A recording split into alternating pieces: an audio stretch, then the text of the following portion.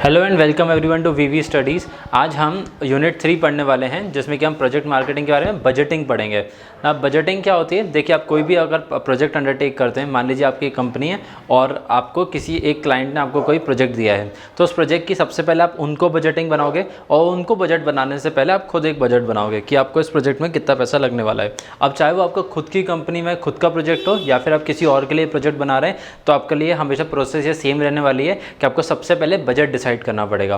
For example let's say कि आप आप एक कॉन्ट्रैक्टर हैं और आपके पास कोई आया है जिसको उसका घर बनवाना है, तो जब आप उसको डिज़ाइन करेंगे तो आपको उसको बहुत सारे अलग अलग चीज़ें बताएंगे कि आपको कहाँ कहाँ खर्च करना पड़ेगा, जिससे कि उनके पास एक टोटल वैल्यू निकल के आ पाएगी। सो इसी प्रोसेस को हम क्या बोलते हैं, बजटिंग। अब अलग अलग तरीके के बजट्स होते हैं जो बेसिकली अलग अलग चीज़ों के लिए होते हैं। फॉर एग्जाम्पल जैसे घर में आप मंथली बजट बना सकते हैं, आप एनुअली बजट बना सकते हैं कि इस साल हम एनुअली इतना अर्न करने वाले हैं तो हम कहाँ पे कितना खर्च करने वाले हैं। फॉर एग्जाम्पल आपने बोला कि हम ट्रिप्स पे जाएंगे, हम ट्रिप्स पे इतना खर्च करेंगे, हम अपने स्कूल अपने बच्चों की पढ़ाई पे इतना पैसा खर्च करेंगे, हम अपने घर के जो डेली नेसेसिटीज़ होती हैं उनके ऊपर इतना खर्च करेंगे, हम हॉस्पिटल मेडिकल्स के ऊपर इतना पैसा खर्च करेंगे, हम मिसलेनियस इतना खर्च करेंगे और उसके बाद फिर हम सेविंग्स इतना करेंगे, इन्वेस्टमेंट इतना करेंगे। इस तरीके से आप अपना पूरा का पूरा बजट डिसाइड करते हो, जो कि आप मंथली भी कर सकते हो और लॉन्ग टर्म के लिए भी कर सकते हो। So basically this is budgeting.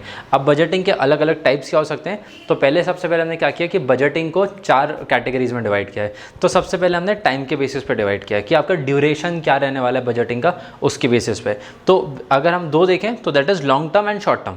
Long term मतलब अगर आप 1 साल या उससे ऊपर की अगर आप बजटिंग कर रहे हो तो that is a long term budget. जैसे एक कंपनी है, उस कंपनी ने बोला कि हम इस 1 साल में हम मार्केटिंग के ऊपर इतना पैसा खर्च करेंगे, तो that is a long term budget. हम 5 साल तक इतना खर्च करने वाले हैं, that is a long term budget. अगर कोई कंपनी है ना 3-6 महीने के, अगर कोई मतलब बेसिकली वो 1 से 3 महीने या 1 महीने से 1 साल तक का अगर बजट निकालते हैं तो उसको बोलते हैं शॉर्ट टर्म बजट, कि इस साल या इस क्वार्टर में हम इतना पैसा खर्च करने वाले हैं, इस क्वार्टर हम इतना पैसा निकालेंगे, इस क्वार्टर हम इस पर्टिकुलर चीज़ के ऊपर इन्वेस्ट करके देखना चाहते हैं। So this is a short term budget. और फिर कैपिटल बजट यूजुअली आपके ना डे टू डे बेसिस पे भी हो सकते हैं या फिर मंथली बेसिस पे भी हो सकते हैं। जैसे आपका इलेक्ट्रिसिटी बिल, आपके रेंटल्स, या आपकी जो रिकरिंग कॉस्ट आती है वो आपके कैपिटल में आ जाती है। या फिर बेसिकली इसको आप ना एक और चीज़ में डिवाइड कर सकते हो, ये तो आपका वेरिएबल हो जाता है। अगर आप फिक्स कैपिटल भी देखोगे तो फिक्स कैपिटल में क्या आ जाएगा, जैसे लेट सपोज कि आपने लैंड परचेज किया अपनी फैक्ट्री बनाने के लिए, तो आप सिर्फ एक बार खर्च करोगे। वो ऐसा नहीं है कि आप बार बार लॉन्ग टर्म शॉर्ट टर्म में आप अलग अलग खर्च नहीं करने वाले, आप सिर्फ एक बार खर्च करोगे जिसको आप लाइफ टाइम यूज़ करोगे। आप मशीनरी खरीदोगे तो वो आपका कैपिटल एसेट हो जाएगा। तो जब आप कैपिटल एसेट्स में पैसा लगाते हो तो वो कैपिटल बजटिंग में आ जाता है। ये चीज़ आपको बार बार रिकरिंग नहीं करनी है, ये सिर्फ एक बार होगा। Next is on the basis of function. तो आप क्या काम करने वाले हो बजट से, उसके बेसिस पे डिवाइडेड है। सबसे पहले आप सेल्स के ऊपर, सबसे इंपॉर्टेंट तो आपका सेल्स और मार्केटिंग होता है, तो सेल्स और मार्केटिंग के ऊपर आपकी कंपनी कितना खर्च करेगी। अब जैसे हम अगर अंबानी, अडानी, टाटाज, इनकी कंपनीज़ की बात करें तो ये बहुत पुरानी कंपनीज़ हो चुकी हैं, इनको ज़्यादा मार्केटिंग की ज़रूरत नहीं पड़ती है। बट अगर हम न्यू एडटेक कंपनीज़ की बात करें तो उनको मार्केटिंग की बहुत ज़्यादा ज़रूरत पड़ती है, क्योंकि वो नए कंपनीज़ हैं। जब अगर उनको अपना ब्रांड क्रिएट करना है, लोगों तक अवेयरनेस क्रिएट करनी है, नए प्रोडक्ट्स बताने हैं उनको, तो उनको मार्केटिंग की कंपैरेटिवली ज़्यादा ज़रूरत पड़ती है, तो उसके लिए एक अलग से बजट निकालेंगे। Next is production. अब जितना आप सेल्स करोगे उतना ही आप प्रिज्यूम करो कि जो हम सेल्स कर रहे हैं, जो हम मार्केटिंग कर रहे हैं, उससे हमारी कितना रेवेन्यू जनरेट हो सकता है और रेवेन्यू जनरेट करने के लिए हमें कितनी सेल्स करनी पड़ेगी। तो उसके लिए आप रेडी रहोगे कि भाई मैं इतना प्रोडक्शन रेडी रखूं। जैसे लेट से आपकी ना शू मेकिंग कंपनी है, आपने मार्केटिंग करी, अब मार्केटिंग से आप ना एक एस्टिमेट निकालोगे कि इतनी मेरी सेल्स आ सकती है, तो आप उतना प्रोडक्शन अपना रेडी रखोगे। तो उसके लिए आपको बजट भी डिसाइड करना पड़ेगा पहले से, क्योंकि आप बेचोगे बाद में, लेकिन उसको बनाने के लिए आपको पहले पैसा चाहिए ना। Next is purchase. अब जैसे प्रोडक्शन से पहले आता है परचेज, क्योंकि अगर आपको कुछ बनाना है तो बनाने से पहले उसका रॉ मटेरियल तो आपको परचेज करना पड़ेगा। तो जो रॉ मटेरियल आप परचेज करोगे वो again on the basis of कि आपकी कितनी सेल्स आने वाली है। तो सेल्स एस्टिमेट करके आप अपना प्रोडक्शन डिसाइड करो कि कितने नंबर ऑफ यूनिट्स बनाने हैं और उसके लिए मेरे को कितनी रॉ मटेरियल्स की ज़रूरत पड़ेगी। Next is personal. अब ये अलग अलग चीज़ों में हो सकता है, जनरली एचआर में हो सकता है या फिर कुछ आपको इंसेंटिव्स वगैरह बांटने तो उस चीज़ में हो सकता है। और लास्टली जो किसी भी कंपनी के लिए बहुत इंपॉर्टेंट फैक्टर हो जाता है, that is research and development.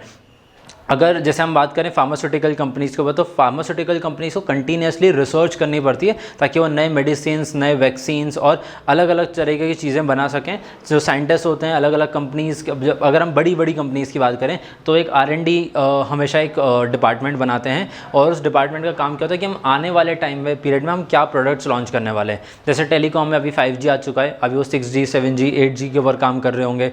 अगर हम व्हीकल्स की बात करें तो अभी जैसे पेट्रोल, डीजल, फिर EV आया, तो आगे हो सकता है कि वो फ्लेक्सी फ्यूल या फिर हाइड्रोजन के ऊपर काम कर रहे होंगे, हाइड्रोजन रन फ्यूल या फिर कोई बायो फ्यूल के ऊपर काम कर रहे होंगे। तो ये सब आपका कौन करके देगा? रिसर्च एंड डेवलपमेंट, जो कि आपके फ्यूचर के लिए हो कि फ्यूचर में हम ये चीज़ें बनाने का काम करेंगे। And next is on the basis of flexibility, कि आपका जो बजट है वो कितना ज़्यादा आप फिक्स रखना चाहते हो। फॉर एग्जांपल लेट्स से कि आपने ना अपना मार्केटिंग का जो बजट है वो फिक्स करके रखा है, ठीक है। और दूसरा आपका इलास्टिक बजट है। इलास्टिक बजट क्या है कि आप उसको चेंज कर सकते हो, वो वेरिएबल है थोड़ा बहुत, आप उसमें फ्लेक्सिबिलिटी प्रोवाइड करिए कि आप उसको +-10% करके देख सकते हो, या +-20% करके देख सकते हो। तो आप इसमें क्या है, जैसे मान लीजिए आपका प्रोडक्शन है, आपके पास मान लीजिए बहुत सेल्स आ रही है, आपने एस्टिमेट करी थी कि मेरे 100 यूनिट्स बिकेंगे, बट आपके पास डिमांड आ रही है 120 यूनिट की। तो अगर आपका प्रोडक्शन डिपार्टमेंट का जो बजट है अगर वो फिक्स होगा तो ऑब्वियसली 100 ही बना पाएंगे।